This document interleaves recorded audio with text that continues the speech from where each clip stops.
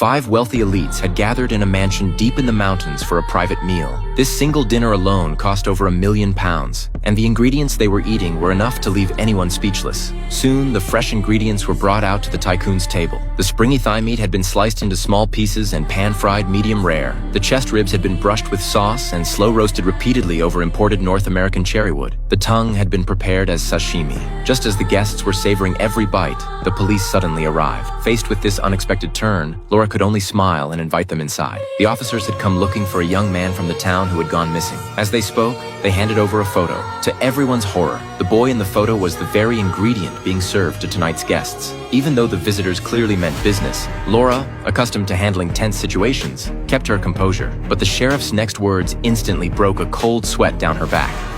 Jose is my nephew. He is a responsible and proud new father. And today was his daughter's baptism. With connections this powerful on display, Laura had no choice but to lead them into the kitchen. The sheriff happened to spot Nick preparing the dishes. After a brief round of questions, he pulled out a photo of his nephew. The moment Nick saw the photo, he forced down the wave of nausea rising in his chest and claimed he'd never seen the boy. The sheriff, finding nothing, was suddenly drawn in by the aroma in the air. The 2 officers said they had never smelled such a fragrant broth in their lives. What kind of meat do you use for the pozole? It's a mixture. We're looking into modified wood.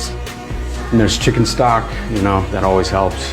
It was clear the officers weren't ready to leave just yet. So Laura asked if the 2 had eaten anything and instructed Nick to bring them a bowl of the soup. The 2 of them dug in eagerly, lavishing praise on the dish. After eating, the sheriff told Laura that every so often, a few young people from the town would simply vanish. The village elders all assumed they had gone off to seek their fortunes elsewhere. But once they left, there was never another word. The sheriff was convinced it couldn't be that simple, especially since this time, his own nephew was involved. He then walked over to the dinner table, pulled out the photo, and asked the guests if any of them had seen the boy. Even though they already knew the boy was tonight's ingredient, they remained perfectly calm. After all, this wasn't their first such meal. They told him they had only come here to enjoy a quiet dinner. They had never seen the boy in the photo. Getting nowhere with his questioning, the officer was about to leave, when suddenly, the tycoon seated at the head of the table called out to stop him. Our expectation is high that this will be an outstanding meal.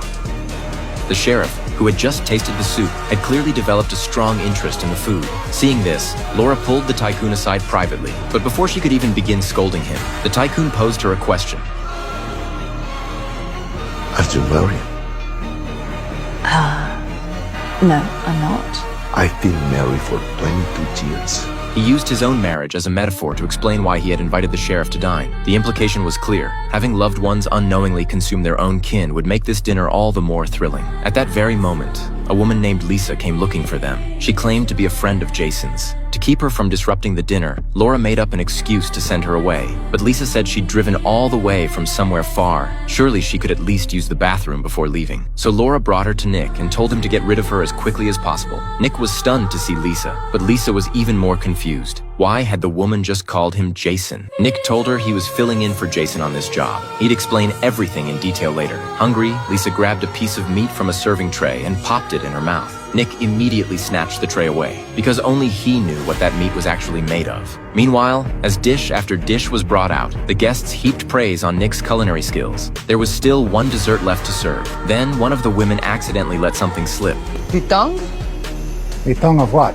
Nick had to quickly lie and claim it was pig's tongue, but the sheriff said the meat didn't really taste like pork. Thankfully, the tycoon at the head of the table stepped in to smooth over the awkwardness. Once outside, Nick was drenched in cold sweat. It was right then that he spotted Lisa, who still hadn't left, but he didn't have time to deal with her now. There was still one dish left to prepare. When Nick pulled the tongue from the fridge, he discovered a fatal problem. He hadn't noticed it before. It was covered in herpes sores.